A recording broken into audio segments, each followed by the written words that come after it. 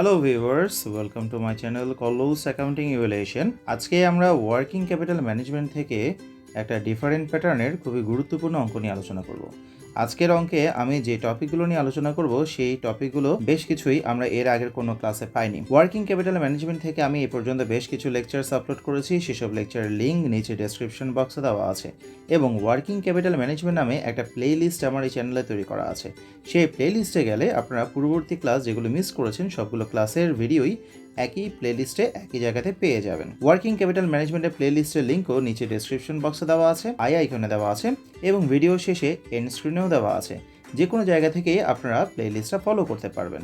যদি আপনারা এই চ্যানেলে নতুন হয়ে থাকেন তাহলে অবশ্যই সাবস্ক্রাইব করে রাখুন, কারণ আমরা এই চ্যানেলে বিবিএ সিলেবাসের বিভিন্ন ইম্পর্টেন্ট চ্যাপ্টারের ইম্পর্টেন্ট অঙ্ক নিয়ে আলোচনা করছি, প্রিভিয়াস ইয়ার কোয়েশ্চেনের সমাধান করছি এবং যেসব অঙ্ক করলে আপনাদের পার্টিকুলার ওই চ্যাপ্টার সম্পর্কে সম্পূর্ণ ধারণা হয়ে যাবে সেই ধরনের অঙ্কগুলো নিয়ে আলোচনা করছি। ওয়ার্কিং ক্যাপিটাল ম্যানেজমেন্টের সাথে রিলেটেড যে অঙ্কগুলো আমি এখানে আপলোড করছি সেই অঙ্কগুলো যদি আপনারা সবগুলো ফলো করে থাকেন তাহলে আপনাদের পরীক্ষা উপযোগী একটা ভালো প্রিপারেশন হয়ে যাবে। প্রিভিয়াস ইয়ার কোয়েশ্চেনের সমাধানগুলো আপনারা এখানে পেয়ে যাবেন এবং বই থেকেও বেশ অনেক অঙ্ক আপনারা নিজেরা প্র্যাকটিস করে নিতে পারবেন। ওয়ার্কিং ক্যাপিটাল ম্যানেজমেন্ট এই চ্যাপ্টারটা কিন্তু সিলেবাসের জন্য খুবই ইম্পর্টেন্ট একটা চ্যাপ্টার। আমি এর আগে বিভিন্ন ক্লাসগুলোতে বারবার করে বলে এসেছি যে সিলেবাসের কোন ইয়ারে কোন ডিপার্টমেন্টে এই চ্যাপ্টারটা আছে। বিবিএ থার্ড ইয়ারে accounting department, finance and banking department, marketing department, তিনটে ডিপার্টমেন্টেরই যে ফিনান্সিয়াল ম্যানেজমেন্ট নামে পেপারটা আছে সেই ফিনান্সিয়াল ম্যানেজমেন্টে ওয়ার্কিং ক্যাপিটাল ম্যানেজমেন্ট নামে এই চ্যাপ্টারটা আছে। এছাড়াও অ্যাকাউন্টিং ডিপার্টমেন্টকে বিবিএ ফোর্থ ইয়ারে working capital management and financial statements analysis নামে একটা পেপার পড়তে হয় এবং সেই পেপারে ইন্ট্রোডাকশন চ্যাপ্টারটাই কিন্তু এই ওয়ার্কিং ক্যাপিটাল ম্যানেজমেন্টের চ্যাপ্টারটাই এবং সেখানে এই অঙ্কগুলো করতে হয়। ম্যানেজমেন্ট ডিপার্টমেন্টে যারা আছেন তাদেরকে ফোর্থ ইয়ারে গিয়ে ফিনান্সিয়াল ম্যানেজমেন্ট পড়তে হয় এবং সেই ফিনান্সিয়াল ম্যানেজমেন্টে ওয়ার্কিং ক্যাপিটাল ম্যানেজমেন্ট চ্যাপ্টারটা আছে। অ্যাকাউন্টিং ডিপার্টমেন্ট স্টুডেন্টদের জন্য দেখছি এই চ্যাপ্টারটা বিবিএ থার্ড ইয়ার এবং বিবিএ ফোর্থ ইয়ার দুটো ইয়ারের জন্যই অ্যাপ্লিকেবল। আমি আর এইসব ব্যাপারে কথা না বাড়িয়ে আমরা আজকের অঙ্কের আলোচনায় চলে যাই। আমি প্রশ্নটা পড়ছি। A factory produces 84,000 units during the year and sell them at the rate of taka 50 per unit. একটা কোম্পানি বছরে 84,000 ইউনিট পণ্য উৎপাদন করে এবং প্রতি 1 ইউনিট পণ্য 50 টাকা করে বিক্রি করে। Cost structure of the product is as follows. প্রতি 1 ইউনিট পণ্যের উৎপাদন ব্যয় আমাদের এখানে দেওয়া আছে বা খরচের স্ট্রাকচারটা, ব্যয়ের কাঠামোটা আমাদের এখানে দেওয়া আছে। র ম্যাটেরিয়ালস বাবদ খরচ হয় 55%, লেবার বাবদ খরচ হয় 18%, ওভারহেড বাবদ খরচ হয় 17%, তিনটা মিলে টোটাল কস্ট হচ্ছে কি 90%, তার সাথে প্রফিট 10% যোগ করে 100% হিসাব পাওয়া গেছে। তাহলে বুঝে নিতে হবে 100% যেটা পাওয়া গেছে সেটা হচ্ছে কি আসলে সেল থেকে পাওয়া গেছে, কারণ আমরা এই যে তিনটে উপাদান দেখছি এই তিনটে উপাদানের যোগফলটা হচ্ছে কি টোটাল কস্ট, আর এই টোটাল কস্ট সাথে প্রফিটকে যোগ করে যেটা পাওয়া যাচ্ছে সেটা হচ্ছে কি সেল। এখন এই যে সেল 100% হিসাব, এই 100%-এর মূল্য হচ্ছে কত টাকা? 50 টাকা।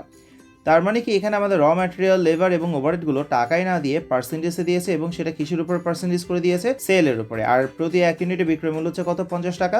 আমরা এই 50 টাকার উপরে 55% করলে র ম্যাটেরিয়ালের ভ্যালু পেয়ে যাব, 50 টাকার উপর 18% করলে লেবারের ভ্যালু পেয়ে যাব এবং 50 টাকার উপরে 17% করলে ওভারহেডের ভ্যালুকেও পেয়ে যাব। এটা আমাদেরকে তাহলে আগে একটা ওয়ার্কিং করে কস্ট পার ইউনিটটাকে বের করে নিতে হবে, যেখানে র ম্যাটেরিয়ালস, লেবার এবং ওভারহেডের এই পার্সেন্টেজগুলো 50 টাকার উপরে অ্যাপ্লাই করলে আমরা কস্ট পার ইউনিটকে বের করে নিতে পারবো। The following additional information is available. এখানে আরও কিছু তথ্যবলী দেওয়া আছে।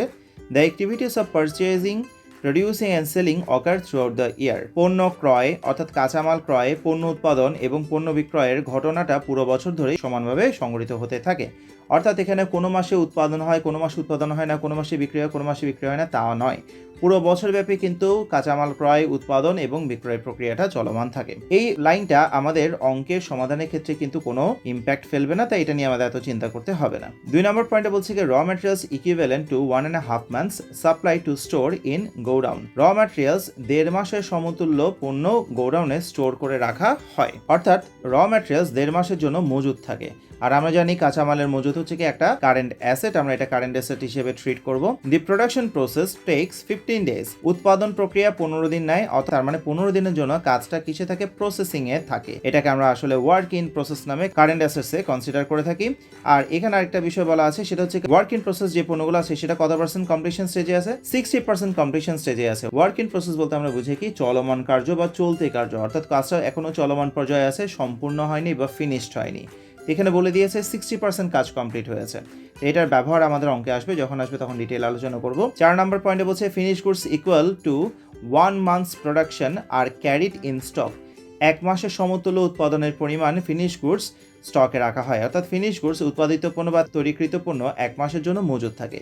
তো আমরা এখানে 3 প্রকার মজুদ পণ্য হিসাব পেয়ে গেছি, র ম্যাটেরিয়ালস, ওয়ার্ক ইন প্রসেস এবং হচ্ছে কি finish goods. Debtors get 1 month credit, দেনাদারকে আমরা 1 মাসের বাকিতে পণ্য বিক্রি করি, আর দেনাদার হিসাবটা আমরা জানি কি একটা কারেন্ট অ্যাসেট হয়ে থাকে। Creditors allow 2 months credits, creditors মানে কি পাওনাদাররা আমাদেরকে 2 মাসের বাকি মঞ্জুর করে থাকে, ক্রেডিটার্সদেরকে আমরা 2 মাস পরে টাকা দিই, তার মানে কি 2 মাসের জন্য আমাদের প্রদেয় হিসাব তৈরি হচ্ছে, যেটা হচ্ছে কি একটা current liability. Time lag in payment of wages and overheads is 1 month, মজুরি এবং ওভারহেড খরচগুলো 1 মাসের জন্য লেগ ইন পেমেন্ট হয়, মানে কি বিলম্বে পরিশোধ করা হয়। লেগ মানে হচ্ছে কি বিলম্বে, আর পেমেন্ট মানে হচ্ছে কি পরিশোধ করা। বিলম্বে পরিশোধ করতে হয় তার মানে হচ্ছে কি বকেয়া থাকে। মজুরি এবং ওভারহেড খরচগুলো 1 মাসের জন্য বকেয়া থাকে, আমরা বকেয়া খরচ হিসেবে এগুলোকে কারেন্ট লায়াবিলিটিতে কনসিডার করব। Cash and bank balance is to be maintained at 15% of the working capital, কার্যকরী মূলধনের 15% হাতে নগদ এবং ব্যাংক ব্যালেন্স থাকবে। এইটা হচ্ছে কি আমাদের আজকের অঙ্কে একটা নতুন পয়েন্ট এবং একটু ট্রিকি পয়েন্ট, এটা নিয়ে আমাদেরকে বেশ কিছু কাজ করতে হবে এবং অঙ্কের শেষের দিকে এটার ব্যবহার আসবে, তখন আমি ডিটেইল আলোচনা করব। 25% অফ পারচেসেস আর ফর ক্যাশ, যা ক্রয় করা হয় তার 25% হচ্ছে কি নগদ ক্রয়। 25% নগদ ক্রয়ের বিষয়টা আসলে আমাদের অঙ্কে কোথাও ব্যবহার আসবে না, কারণ হচ্ছে কি আমাদের এখানে যে ক্যাশ ইন হ্যান্ডের কথা বলেছে 15% করে আমরা যেটা বের করব, সেখানের মধ্যে কিন্তু ক্যাশ সংক্রান্ত সকল লেনদেন হিসাবভুক্ত থাকবে, নগদ প্রাপ্তি, নগদ প্রদান সবগুলো হিসাব নিকাশ করে কিন্তু একটা 15% এস্টিমেশন করা হয়েছে। তাই এখানে যেটা নগদ ক্রয়ের কথা বলেছে এটা নিয়ে আমাদের কোনো ব্যবহার করতে হবে না, তবে এখানে 25% নগদ ক্রয় বলেছে, আর বাকি 75% কিন্তু ধারে ক্রয় থেকে যাচ্ছে। আর ধারে ক্রয়ের হিসাবটা কার সাথে হবে? ক্রেডিটার্সের সাথে হবে। তাই যখন আমরা ক্রেডিটার্সের ক্যালকুলেশন দেখাবো তখন সেখানে কিন্তু আমরা ধারে ক্রয়ের 75% হিসাবটাকে দেখাবো। যারা আমরা পূর্ববর্তী ক্লাসগুলো করেছি সেখানে আমরা এই ধরনের টার্মটা ডেটার্সের সাথে পেয়েছিলাম, 20% অথবা 25% বা 15% নগদে বিক্রয় বলেছিল, তখন আমরা কি করেছিলাম, বাকি অংশটাকে দেনাদারের সাথে ধারে বিক্রয় হিসেবে দেখিয়েছিলাম।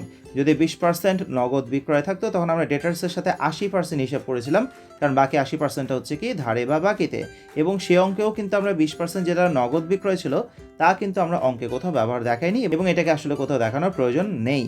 কিন্তু যখন আমাদের বাকির হিসাব করতে হবে তখন কিন্তু এই যতটুকু অংশ নগদে বলবে তার বাকি অংশ যেটা ধারে ক্রয় বা বিক্রয় করা হচ্ছে তা কিন্তু দেনাদার বা পাওনাদারের সাথে হিসাব দেখাতে হবে।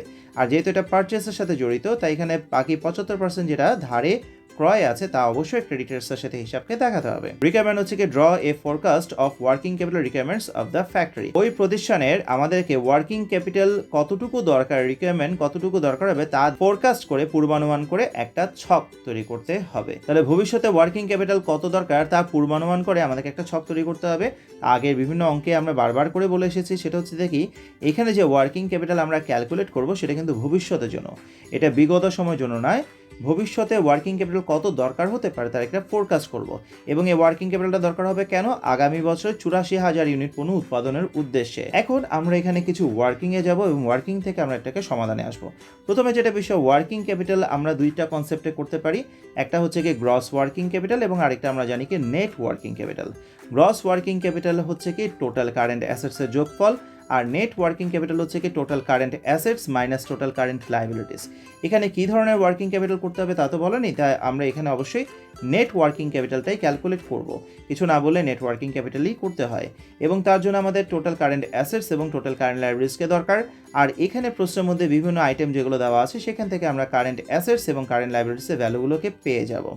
কিন্তু র materials, work in process, finish goods যেগুলো আমি বলেছি কারেন্ট অ্যাসেটস, এই হিসাবগুলো কিন্তু এখানে মান্থে বা ডেইজে অর্থাৎ আমাদের টাইম ডিউরেশনে দেওয়া আছে, অ্যামাউন্টে দেওয়া নেই। এই অ্যামাউন্টগুলো আমাদেরকে ক্যালকুলেশন করে নিতে হবে, এবং এই অ্যামাউন্টগুলো ক্যালকুলেশন করার জন্য প্রথমে আমরা কিছু ওয়ার্কিং করব। প্রথমে এখানে যেটা একটা ওয়ার্কিং করব সেটা হচ্ছে কি এই যে র ম্যাটেরিয়ালস, লেবার এবং ওভারহেডের বিষয়গুলো পার্সেন্টেজে আছে, আমরা এই পার্সেন্টেজগুলোকে টাকার হিসাবে নিয়ে আসবো। 50 টাকার উপরে পার্সেন্টেজগুলো অ্যাপ্লাই করলে কিন্তু র ম্যাটেরিয়ালস, লেবার এবং ওভারহেডগুলো পার ইউনিট কস্ট কত তা বের হয়ে যাবে। কারণটা হচ্ছে কি 50 টাকা যেটা সেটা হচ্ছে কি একক প্রতি বিক্রয় মূল্য, আর এটা বিক্রয় মূল্যটা 100% হিসাবে, আর 100% উপরেই কিন্তু এই পার্সেন্টেজগুলো অ্যাপ্লাই করা হচ্ছে। তার মানে বিক্রয় মূল্য 50 টাকার উপরে এই পার্সেন্টেজগুলো অ্যাপ্লাই করলে কিন্তু র ম্যাটেরিয়ালস, লেবার এবং ওভারহেডের পার ইউনিট কস্টকে পেয়ে যাব, যেটা হবে আমাদের ওয়ার্কিং 1। তাহলে আমরা সলিউশনে চলে আসলাম। Working 1, calculation of cost per unit. তার মধ্যে প্রথমে লিখছি র ম্যাটেরিয়ালস, যেটা হচ্ছে কি 50 টাকার 55%, 27 টাকা 50 পয়সা, যেটা আমরা এখান থেকে পাচ্ছি 50 টাকার 55% করে। এরপরে আছে কি লেবার, লেবারটা আমাদের এখানে দেখানো হয়েছে 18%, কিসের উপর অ্যাপ্লাই করবো? 50 টাকার উপর অ্যাপ্লাই করবো। তাহলে 50 টাকার 18% করে হচ্ছে কি 9 টাকা। ওভারহেড সেম ওয়েতে 50 টাকার 17% করে রেজাল্ট পেয়ে গেছি 8.5 টাকা। তিনটা অ্যামাউন্টকে যোগ করে কস্ট পার ইউনিট পেয়ে গেছি আমরা কত, 45 টাকা। আমাদের এরপরে প্রফিট কত তা জানার প্রয়োজন নেই, কারণ প্রফিটে কোনো ব্যবহার আমাদের এই অঙ্কে কোথাও হবে না। আমরা সব হিসাবই এখানে কস্টের ভিত্তিতেই করব। এরপর আমাদের যেটা বিষয় সেটা হচ্ছে দেখি আমাদের এখানে raw materials, work in process, finish goods, debtors, creditors এই সবগুলো হিসাবে কিন্তু ডিউরেশনে দেওয়া আছে। তো ডিউরেশনের মধ্যে এটা 1.5 মান্থস দেওয়া আছে, মানে কি 1.5 মাস র ম্যাটেরিয়ালসের বিষয়টা। ওয়ার্ক ইন প্রসেসটা বলেছে 15 ডেজ, 15 ডেজকে আমরা হাফ মান্থ অর্ধেক মাস হিসেবে ধরতে পারি। ফিনিশ গুডস 1 মান্থ বলেছে, debtors 1 month, creditors 2 months, time lag in payment of wages and overheads হচ্ছে কি 1 মান্থ। তাহলে দেখা যাচ্ছে আমাদের সব হিসাবে এখানে মান্থে আছে, যদি একটা ডেসে আছে ডেসটাকে আমরা মান্থে কনভার্ট করে নিতে পারবো। তাহলে সব হিসাবই যেহেতু মান্থে দেওয়া আছে, তাই অঙ্কের ক্যালকুলেশনের সুবিধার জন্য আমাদের এখানে যেটা ইয়ারলি প্রোডাকশন দেওয়া আছে 84,000 ইউনিটস, সেটাকে আমরা মান্থলি প্রোডাকশনে নিয়ে আসবো। আর মান্থলি প্রোডাকশনে আনার পরে আমরা এখানে যেই টার্মে যত মাসের হিসাব বলেছি তত মাসের হিসাবে কনভার্ট করে নিতে পারবো। তাই আমরা ওয়ার্কিং টুতে আমরা মান্থলি প্রোডাকশনটাকে বের করে নিচ্ছি। Working to monthly production is equal to annual production divided by 12, কারণ আমরা জানি 12 মাসে 1 বছর হয়, তাই 12 দিয়ে ভাগ করছি। অ্যানুয়াল প্রোডাকশন হচ্ছে 84,000 ইউনিটস, 84,000কে 12 দিয়ে ভাগ করার পরে আমরা রেজাল্ট পেয়ে গেলাম কত, 7,000 ইউনিটস। তার মানে কি প্রতি মাসের উৎপাদন হচ্ছে কি 7,000 ইউনিটস। এবার আমাদের যেটা রিকোয়ারমেন্ট, ওয়ার্কিং ক্যাপিটালকে ফোরকাস্ট করে একটা স্টেটমেন্ট ড্র করা, সেই স্টেটমেন্টটা ড্র করছি। Statement showing the forecasted working capital, এই স্টেটমেন্টে আমরা 4টা কলাম করব। পার্টিকুলারসে একটা কলাম হবে, এরপরে ওয়ার্কিং যেটা টাকাতে হিসাব হবে, তার ব্র্যাকেটে টাকা লেখা আছে, এবং দুটো টাকার কলাম। তো কিছুক্ষণ আগে বলেছি আমাদেরকে যে ওয়ার্কিং ক্যাপিটাল বের করতে হবে, সেটা অবশ্যই আমরা বুঝে নেব কি নেট ওয়ার্কিং ক্যাপিটাল। আর নেট ওয়ার্কিং ক্যাপিটাল কীভাবে পাবো, কারেন্ট অ্যাসেটস থেকে কারেন্ট লাইবিলিটিসকে বিয়োগ করে। তাই প্রথমে আমরা কারেন্ট অ্যাসেটসের হিসাবটা দেখছি। কারেন্ট অ্যাসেটসের মধ্যে প্রথমে 1 নম্বর সিরিয়াল দিয়ে লিখলাম কি ইনভেন্টরিজ, মজুদ পণ্য। মজুদ পণ্যের মধ্যে আমরা এখানে 2 নম্বর পয়েন্টে র ম্যাটেরিয়ালসের মজুদ দেখছি, যেটা হচ্ছে কি 1.5 মাসের জন্য। আর আমাদের প্রতি মাসে উৎপাদনের পরিমাণ হচ্ছে কি 7,000 ইউনিটস। এবার আমরা এই 7,000 ইউনিট যেটা আমাদের মান্থলি প্রোডাকশন, সেটাকে আমরা র ম্যাটেরিয়ালসের ডিউরেশন 1.5 মান্থস দিয়ে মাল্টিপ্লাই করছি। তার মানে পেয়ে যাব কি আমরা 1.5 মাসে কতটুকু মজুদ থাকে। এবং যেহেতু আমরা র ম্যাটেরিয়ালস হিসাব করছি, এই 1.5 মাসে কতটুকু মজুদ থাকে এটা আমাদের কোয়ান্টিটিতে বের হয়েছে। কোয়ান্টিটিটাকে অ্যামাউন্টে কনভার্ট করতে হলে প্রতি 1 ইউনিটের দাম দিয়ে গুণ করতে হবে। আর র ম্যাটেরিয়ালসের প্রতি 1 ইউনিটের দাম আমরা ওয়ার্কিং 1 থেকে পেয়েছি কত, 27 টাকা 50 পয়সা। 27 টাকা 50 পয়সা দিয়ে গুণ করার পরে র ম্যাটেরিয়ালসের মজুদ পণ্যের মূল্য পেয়ে গেলাম 2,88,750। সেম ওয়েতে আমরা এবার ওয়ার্ক ইন প্রসেসে আসছি। ওয়ার্ক ইন প্রসেস যখন করব, আমরা জানি যে ওয়ার্ক ইন প্রসেস বা ওয়ার্ক ইন প্রোগ্রেস একই কথাই। এখানে পণ্যগুলো প্রক্রিয়াধীন আছে, অর্থাৎ সম্পূর্ণভাবে উৎপাদিত হয়নি, তবে প্রক্রিয়া শুরু করার সাথে সাথে কিন্তু ওই পণ্যগুলোর পিছনে র ম্যাটেরিয়ালস, ডিরেক্ট লেবার এবং ওভারহেড উৎপাদনের এই 3টা উপাদানই কিন্তু ব্যবহার করা শুরু হয়ে গেছে। কিন্তু এই 3টা উপাদান সম্পূর্ণভাবে ব্যবহার করা হয়নি। এই 3টা উপাদান যদি 100% করেই ব্যবহার করা হতো, তাহলে পণ্যগুলো কিন্তু আর প্রসেসিং বা প্রোগ্রেসের মধ্যে না থেকে সেগুলো ফিনিশ গুডসে কনভার্ট হয়ে যেত। কিন্তু কিছু পণ্য এখনও ওয়ার্ক ইন প্রসেস বা ওয়ার্ক ইন প্রোগ্রেসে আছে, মানে কি সেখানে র ম্যাটেরিয়ালস, লেবার এবং ওভারহেড এই 3টা উপাদান কিন্তু 100% করে ব্যবহার করা হয়নি। এখন আমাদের এখানে যে প্রসেসিংয়ের বিষয়টা আছে, 3 নম্বর পয়েন্টে বলা আছে যে প্রসেসে 15 ডেজ টাইম লাগে এবং 60% কমপ্লিশন স্টেজে আছে। অর্থাৎ যে পণ্যগুলো এখন প্রসেসিংয়ে আছে সেগুলো কিন্তু 60% কমপ্লিট হয়ে গেছে। তাই আমরা এখানে 60% যেটা কমপ্লিট হয়ে গেছে তারই হিসাব দেখাবো। কিন্তু আমরা জানি যে কোনো পণ্য প্রক্রিয়া শুরুর প্রথমে যা কাঁচামাল ইনপুট করার প্রয়োজন, সেই কাঁচামাল কিন্তু সাধারণভাবে সম্পূর্ণভাবে ইনপুট করা হয়ে যায়। অর্থাৎ কাঁচামাল কিন্তু প্রসেসের শুরুতে 100%ই ইনপুট করা হয়ে যায়। তাই যখন আমরা র ম্যাটেরিয়াল হিসাব করছি সেটা 100% হিসাবে থাকবে, কোনো কিছু না লেখা মানেই কিন্তু 100% হিসাব, ঠিক আছে। এই 3টা মাল্টিপ্লাই করার পরে যে ভ্যালুটা পাওয়া গেছে সেটা 100% ভ্যালু। কিন্তু র ম্যাটেরিয়ালস 100% অ্যাপ্লাই করার পরেও পণ্যগুলো এখনও প্রসেসিংয়ে আছে, তার মানে কি লেবার এবং ওভারহেড 100% করে ব্যবহার করার কথা ছিল ফিনিশড প্রোডাক্টসে কনভার্ট করার জন্য, কিন্তু লেবার এবং ওভারহেডে ঘাটতি থাকার কারণেই কিন্তু পণ্যগুলো এখনও প্রসেসে আছে, ফিনিশ গুডসে কনভার্ট হয়নি। লেবার আর ওভারহেড কত পার্সেন্ট করে কাজ কমপ্লিট হয়েছে তা প্রশ্নে বলে দিয়েছে 60%। তাই আমরা যখন লেবারের ক্যালকুলেশন করবো তখন আমরা 60% ভ্যালু দেখাবো, আর ওভারহেডের ক্যালকুলেশন যখন করবো তখন আমরা 60% কমপ্লিশন দেখাবো।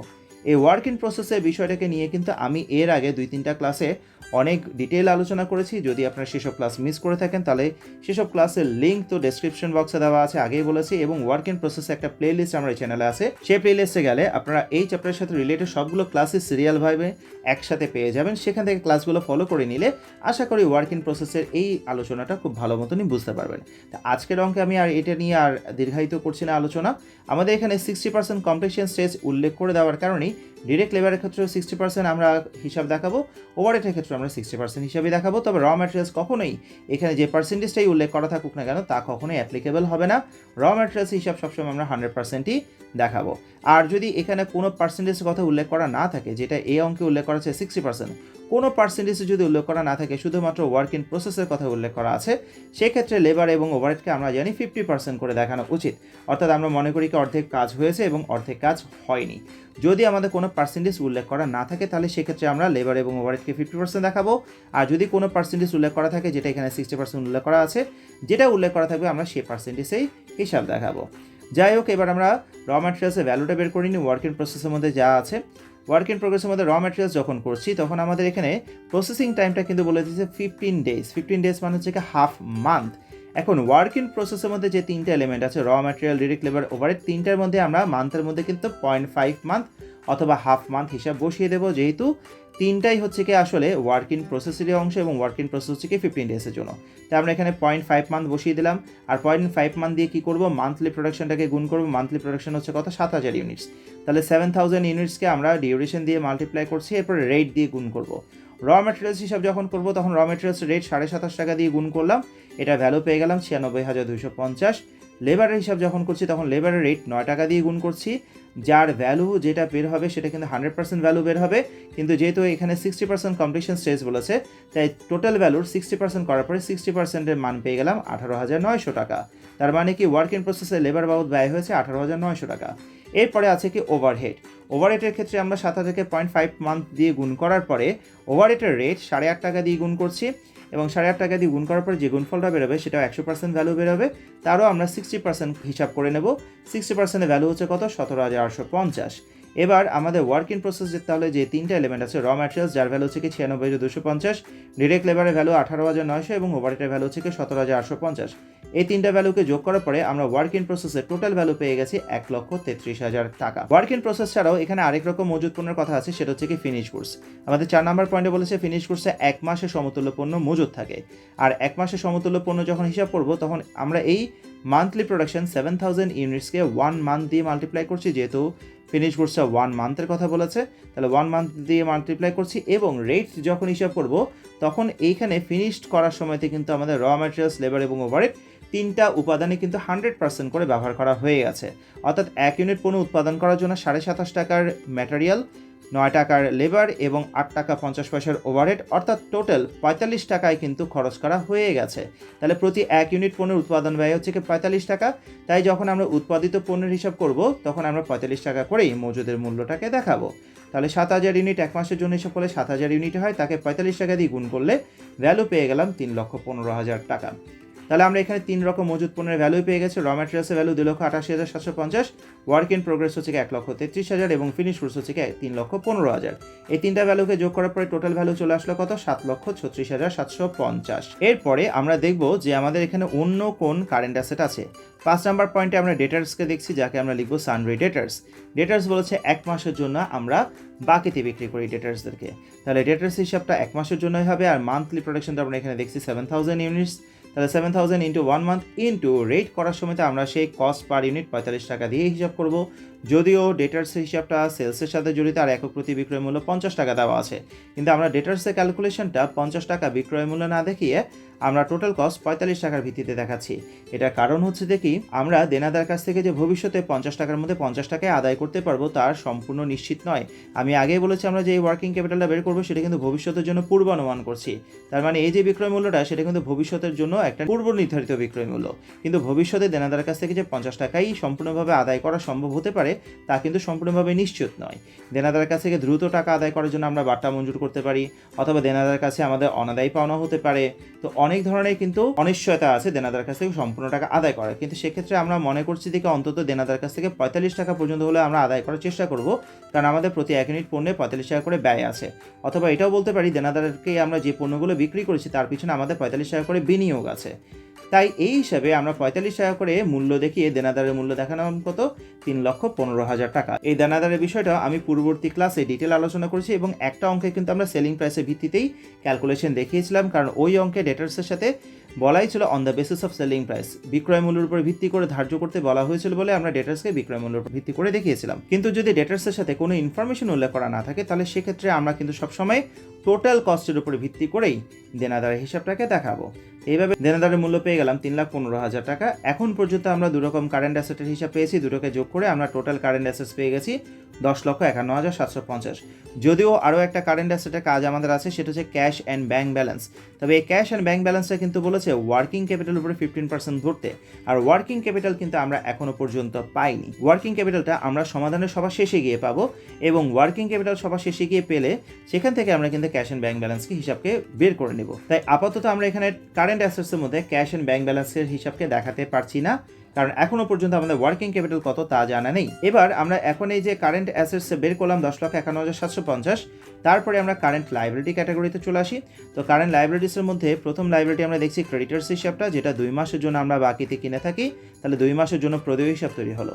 সানডে ক্রেডিটার্স 7,000 ইউনিটস, যেটা মান্থলি প্রোডাকশন, তাকে আমরা ক্রেডিটার্সের ডিউরেশন 2 মান্থস দিয়ে মাল্টিপ্লাই করছি, ইনটু প্রতি 1 ইউনিটের রেট হচ্ছে কত টাকা, এখানে 27.5 টাকা, কারণ আমরা ক্রেডিটার্সদের কাছ থেকে কিন্তু র ম্যাটেরিয়ালসটাই পারচেস করবো, আর প্রতি 1 ইউনিটের দাম হচ্ছে কত, 27.5 টাকা। তাহলে 27.5 টাকা দিয়ে যদি আমরা গুণ করি তাহলে এখানে আমরা 2 মাসের জন্য মোট ক্রয় মূল্য পেয়ে যাব, পণ্যগুলো মোট ক্রয় মূল্য পাবো। কিন্তু প্রশ্নের লাস্টে আরেকটা ইনফরমেশন দেওয়া আছে যে যা পণ্য ক্রয় করা হয় তার 25% কিন্তু নগদে ক্রয় করা হয়, আর আমরা এখন কিন্তু নগদ ক্রয় হিসাব দেখাচ্ছি না, আমরা এখানে বাকিতে ক্রয় হিসাব দেখাচ্ছি। তাহলে 25% যদি নগদ ক্রয় হয়ে থাকে তাহলে অবশ্যই বাকি 75% হচ্ছে কি ধারে ক্রয় বা বাকিতে ক্রয়। তাই আমরা ক্রেডিটার্স যখন হিসাব করছি তখন 75% যেটা বাকিতে ক্রয়ের অংশ তার হিসাব করছি। তাহলে আমরা এই তিনটা ভ্যালুর যে মাল্টিপ্লিকেশন ভ্যালু আসবে তাকে 75% করলে আমরা ক্রেডিটার্সের ভ্যালুটা পেয়ে গেলাম 2,88,750। এরপরে আমাদের অন্যান্য বকেয়া খরচের মধ্যে আছে দেখি lag in payment of wages and overhead 1 month. মজুরি এবং ওভারহেড খরচগুলো 1 মাস বকেয়া থাকে, আর বকেয়া খরচ কারেন্ট লাইবিলিটির মধ্যে বসাতে হয় আমরা জানি। এক্সপেন্সেস পেয়েবলের মধ্যে প্রথমে লিখছি ওয়েজেসও বকেয়া 1 মাস, ওভারহেডও বকেয়া 1 মাস, তাহলে এখানে ডিউরেশন দুটোতে 1 মাস বসিয়ে দিলাম। এবং আমাদের মান্থলি প্রোডাকশন আগে বের করা আছে 7,000 ইউনিটস, তাহলে 7,000 ইন্টু 1 ইন্টু ওয়েজেসের ক্ষেত্রে রেট হচ্ছে কত টাকা, 9 টাকা। তাহলে 9 টাকা করে ওয়েজেস বাবদ বকেয়া থাকবে 63,000 টাকা, এবং ওভারহেডের রেট হচ্ছে কি 8.5 টাকা। 8.5 টাকা করে ওভারহেড বাবদ 1 মাসের জন্য বকেয়া থাকবে 59,500 টাকা। এই দুটো বকেয়া খরচকে যোগ করলে মোট বকেয়া খরচ পেয়ে গেলাম কত, আমরা 1,22,500। এবার এই দুটোকে যদি আমরা যোগ করি তখন আমরা টোটাল কারেন্ট লাইবিলিটিস পেয়ে গেলাম 4,11,250। এবার আমরা কারেন্ট অ্যাসেটস থেকে যদি কারেন্ট লাইবিলিটিসকে বিয়োগ করে দিই তাহলে আমরা ওয়ার্কিং ক্যাপিটাল পেয়ে গেলাম কত, 6,40,500। তবে এখানে যে ওয়ার্কিং ক্যাপিটালটা আমরা পেলাম সেটা কিন্তু নর্মাল ওয়ার্কিং ক্যাপিটাল। এই ওয়ার্কিং ক্যাপিটালটা হচ্ছে কি ক্যাশ অ্যান্ড ব্যাংক ব্যালেন্সে ক্যালকুলেশনের আগের। ক্যাশ অ্যান্ড ব্যাংক ব্যালেন্স কিন্তু এখন আমরা ক্যালকুলেশন করে নিইনি, ক্যাশ অ্যান্ড ব্যাংক ব্যালেন্স কিন্তু বলেছে ওয়ার্কিং ক্যাপিটালের 15% হবে, আর এখানে আমরা যে এখন ওয়ার্কিং ক্যাপিটালটা পেয়েছি সেটা কিন্তু cash and bank balance calculation করার পূর্বের ওয়ার্কিং ক্যাপিটাল। এখন যেটা বিষয় সেটা হচ্ছে দেখে ক্যাশ অ্যান্ড ব্যাংক ব্যালেন্স কিন্তু কারেন্ট অ্যাসেটসের অংশ, আর কারেন্ট অ্যাসেটস থেকে কারেন্ট লাইবিলিটিসকে মাইনাস করে কিন্তু আমরা ওয়ার্কিং ক্যাপিটালকে পাই। তাহলে কারেন্ট অ্যাসেটস যত বড় হবে ওয়ার্কিং ক্যাপিটাল কিন্তু তত বড় হতে থাকবে, আর কারেন্ট অ্যাসেটস যত কম হবে ওয়ার্কিং ক্যাপিটাল তত কম হবে। তার মানে কি আমরা এখানে যে এখন ওয়ার্কিং ক্যাপিটালটা পেয়েছি সেটা কিন্তু 15% ক্যাশ অ্যান্ড ব্যাংক ব্যালেন্স ছাড়া, আর 15% হবে কি ওয়ার্কিং ক্যাপিটাল, 15% বলছে ক্যাশ অ্যান্ড ব্যাংক ব্যালেন্স হবে। তাহলে এখন এখানে যে ওয়ার্কিং ক্যাপিটালটা পেয়েছি সেটা হচ্ছে ক্যাশ অ্যান্ড ব্যাংক ব্যালেন্সের 15% হিসাব ছাড়া, অর্থাৎ এখানে যে ওয়ার্কিং ক্যাপিটালটা এসেছে সেটা ওয়ার্কিং ক্যাপিটাল 15% ছাড়া। তার মানে কি এখানে 85% ওয়ার্কিং ক্যাপিটাল আমরা এখন পেয়েছি, কারণ আমরা এখনও ক্যাশ অ্যান্ড ব্যাংক ব্যালেন্সের হিসাবটা করিনি। তাহলে এখানে যে ওয়ার্কিং ক্যাপিটালটা পাওয়া গেছে সেটা হচ্ছে কি 85% ওয়ার্কিং ক্যাপিটাল। এবার এই 85% উপরে ভিত্তি করে আমরা ক্যাশ অ্যান্ড ব্যাংক ব্যালেন্সকে বের করব, আর ক্যাশ অ্যান্ড ব্যাংক ব্যালেন্সের জন্য কিন্তু ওয়ার্কিং ক্যাপিটাল বাড়বে, কারণ আগে বলে দিচ্ছি ক্যাশ অ্যান্ড ব্যাংক ব্যালেন্স হচ্ছে কি অ্যাসেটসের অংশ, আর অ্যাসেটস যত বেশি হবে ওয়ার্কিং ক্যাপিটালও তত বাড়তে থাকবে। তাই আমরা এখানে লিখছি কি add cash and bank balance. Add cash and bank balance যখন লিখছি তখন পাশে আমরা ক্যালকুলেশন দেখাচ্ছি। এখানে যে 6,40,500 টাকা আমরা দেখছি, এই 6,40,500 টাকাটা এখনই বললাম সেটা হচ্ছে কি 15% ক্যাশ অ্যান্ড ব্যাংক ব্যালেন্স ছাড়া, মানে কি 85% হিসাব। তাহলে 85%-এর মূল্য যদি 6,40,500 হয় তাহলে 15%-এর মূল্য কত, ক্যাশ অ্যান্ড ব্যাংক ব্যালেন্সের 15% মূল্য কত। আমরা এখানে ক্যাশ অ্যান্ড ব্যাংক ব্যালেন্স যখন হিসাব করছি তখন এই 6,40,500-কে 85 দিয়ে ভাগ করে 15 দিয়ে গুণ করছি, কারণ এখানে এটা 85% হিসাব পেয়েছিলাম, তাই তাকে 85 দিয়ে ভাগ করে 15 দিয়ে গুণ করলে আমরা ক্যাশ অ্যান্ড ব্যাংক ব্যালেন্সটা পেয়ে যাব। তাহলে 15% আমরা ভ্যালুটা পেয়ে গেলাম। এবার এই 15% ভ্যালু যখন আমরা ওয়ার্কিং ক্যাপিটাল 6,40,500 টাকার সাথে যোগ করছি, তখন আমরা 100% নেট ওয়ার্কিং ক্যাপিটাল পেয়ে গেছি, যেটা হচ্ছে কি আমাদের মূল রেজাল্ট। তাহলে আমরা নেট ওয়ার্কিং ক্যাপিটাল যখন করছি তখন আমরা কিন্তু পূর্ববর্তী যে ওয়ার্কিং ক্যাপিটাল আছে সেটা 85% হিসাব ছিল, এই 85%-এর সাথে ক্যাশ অ্যান্ড ব্যাঙ্ক ব্যালেন্সে 15% হিসাবকে যোগ করার পরে আমরা টোটাল নেট ওয়ার্কিং ক্যাপিটাল বা অ্যাকচুয়াল নেট ওয়ার্কিং ক্যাপিটালের মানকে বের করে নিলাম, যেটাই হচ্ছে কি আমাদের অ্যান্সার। তাহলে এই বিষয়টা আমাদের আজকের অঙ্কে নতুন ছিল যে 15% করে আমাদের ওয়ার্কিং ক্যাপিটাল প্রায় ধরতে বলেছে ক্যাশ অ্যান্ড ব্যাঙ্ক ব্যালেন্সকে। যদি এরকমভাবে আমাদের ক্যাশ অ্যান্ড ব্যাঙ্ক ব্যালেন্সের হিসাবটা ওয়ার্কিং ক্যাপিটালের উপরে ধার্য করতে বলা হয়, তাহলে আমরা সবার শেষে এভাবে ক্যালকুলেশনটাকে দেখাবো। যদি আমাদের এখানে 15%-এর জায়গায় 10% বিষয় বলতো, তাহলে আমাদের এখানে যে ওয়ার্কিং ক্যাপিটালটা বের হবে তাকে 90 দিয়ে ভাগ করে 10 দিয়ে গুণ করলে আমরা ক্যাশ অ্যান্ড ব্যাঙ্ক ব্যালেন্সটা পেয়ে যাবো। অথবা এখানে যদি 20% হিসাব বলতো, তাহলে আমাদের এখানে যে ওয়ার্কিং ক্যাপিটালটা বের হবে তাকে 80 দিয়ে ভাগ করে 20 দিয়ে গুণ করে আমরা ক্যাশ অ্যান্ড ব্যাঙ্ক ব্যালেন্স হিসাবটা পেয়ে যাবো, এবং দুটাকে যোগ করে দিলে তখন আমরা নেট ওয়ার্কিং ক্যাপিটালটাকে বের করে নিব। তার মানে কি বুঝতে পারলাম, যদি আমাদের এভাবে করে ক্যাশ অ্যান্ড ব্যাঙ্ক ব্যালেন্সটা পার্সেন্টেজে দেওয়া থাকে তাহলে সেই পার্সেন্টেজটাকে আমরা এভাবে অ্যাপ্লিকেশন করব। তবে একটা কথা বলে রাখি, সেটা হচ্ছে কি, যদি আমাদের এখানে বলা হতো ক্যাশ অ্যান্ড ব্যাঙ্ক ব্যালেন্সটা হবে 15% অফ গ্রস ওয়ার্কিং ক্যাপিটাল, যদি এখানে ওয়ার্কিং ক্যাপিটাল শব্দটা আগে গ্রস কথাটা উল্লেখ করা থাকতো, তাহলে এখানে আমরা যে ওয়ার্কিং ক্যাপিটালটা পেয়েছি তখন সেটা কিন্তু হয়ে যেত কি গ্রস, মানে কি মোট ওয়ার্কিং ক্যাপিটাল, এবং তখন ওই ওয়ার্কিং ক্যাপিটালের উপর ডিরেক্টলি আমরা 15% করে ক্যাশ অ্যান্ড ব্যাঙ্ক ব্যালেন্সকে বের করতাম। অর্থাৎ তখন এই ওয়ার্কিং ক্যাপিটালটাকে 85 দিয়ে ভাগ 15 দিয়ে গুণ করে ক্যাশ অ্যান্ড ব্যাঙ্ক ব্যালেন্স কিন্তু ক্যালকুলেট হতো না।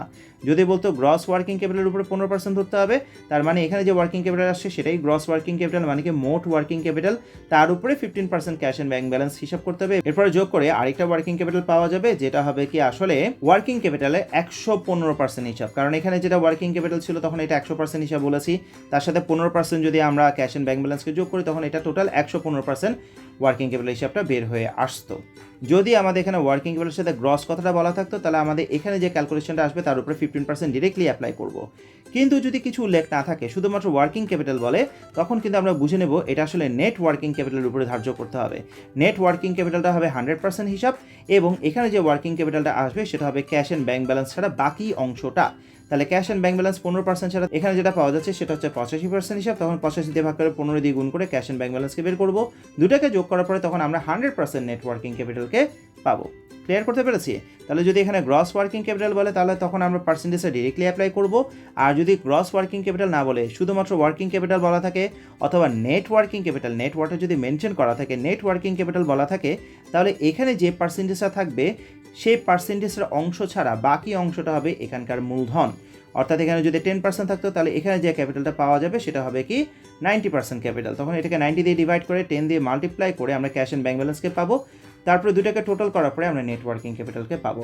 অর্থাৎ এখানে যে ক্যালকুলেশন আমরা করেছি সেই ক্যালকুলেশনটা এইভাবে তখনই প্রেজেন্টেশন করব যখন আমাদের ক্যাশ অ্যান্ড ব্যাঙ্ক ব্যালেন্সটা শুধুমাত্র ওয়ার্কিং ক্যাপিটালের উপরে অথবা নেট ওয়ার্কিং ক্যাপিটালের উপরে ধার্য করতে বলা হবে। তো আশা করি ক্লাসটা বুঝতে পেরেছেন। তারপর যদি কোনো কনফিউশন থাকে তাহলে আমাকে কমেন্ট বক্সে লিখে জানাবেন, তাহলে পরবর্তী ক্লাসে আমি চেষ্টা করব এটাকে আরও ভালো মতো ডিটেল আপনাদেরকে বুঝিয়ে উপস্থাপন করার জন্য। আর যদি এখনও পর্যন্ত চ্যানেল সাবস্ক্রাইব না করে থাকেন তাহলে অবশ্যই সাবস্ক্রাইব করে ফেলুন, বেল আইকনে ক্লিক করুন, যাতে ভবিষ্যতে কোনো ক্লাস আপনাদের মিস না হয়। আমরা আগামী ক্লাসে একটা খুব গুরুত্বপূর্ণ অঙ্ক নিয়ে আলোচনা করব, যে অঙ্কটা পরীক্ষাতে এ পর্যন্ত সবচেয়ে বেশিবার রিপিট হয়েছে। পরীক্ষাতে 3 বার অঙ্কটা এসেছে, এই ইমিডিয়েট কয়েক বছরের মধ্যে 3 বার অঙ্কটা পরীক্ষাতে এসেছে। খুবই ইম্পর্ট্যান্ট অঙ্ক, ক্লাসটা মিস করবেন না। আমার এই চ্যানেলে বিবিএ থার্ড ইয়ার এবং এমবিএ সিলেবাসের সাথে related absorption and variable costing system নামে একটা চ্যাপ্টার আছে, সেই চ্যাপ্টারের একটা প্লে লিস্ট তৈরি করা আছে। সেই প্লে লিস্টে গেলে আপনারা ওই চ্যাপ্টারের সাথে রিলেটেড সব অঙ্ক একসাথে পেয়ে যাবেন। সেই অঙ্কগুলো ফলো করলে আপনাদের ওই চ্যাপ্টারের সাথে রিলেটেড যে কোনো প্রবলেম আপনারা সলভ করে নিতে পারবেন। Absorption and variable costing system চ্যাপ্টারটার প্লে লিস্টের লিঙ্ক নিচে ডেসক্রিপশন বক্সে দেওয়া আছে, আইকনে দেওয়া আছে এবং এন্ড স্ক্রিনে দেওয়া আছে, যে কোনো জায়গা থেকে আপনারা প্লে লিস্টটা ফলো করতে পারবেন। এছাড়াও বিবিএ সেকেন্ড ইয়ারে বিজনেস ম্যাথমেটিক্স থেকে নাম্বার সিস্টেম, সেট থিওরি এবং প্রোগ্রেশন নামে 3টা প্লেলিস্ট তৈরি করা আছে। সেসব প্লেলিস্টেও আপনারা ওই চ্যাপ্টারগুলোর সাথে রিলেটেড যে কোনো ক্লাস আপনারা ফলো করতে পারবেন। সবগুলো প্লেলিস্টের লিঙ্কই নিচে ডেসক্রিপশন বক্সে দেওয়া আছে। আগামী ক্লাস দেখার জন্য আমন্ত্রণ জানিয়ে আজকের ক্লাস আমি এখানে শেষ করছি। সবাইকে অনেক ধন্যবাদ।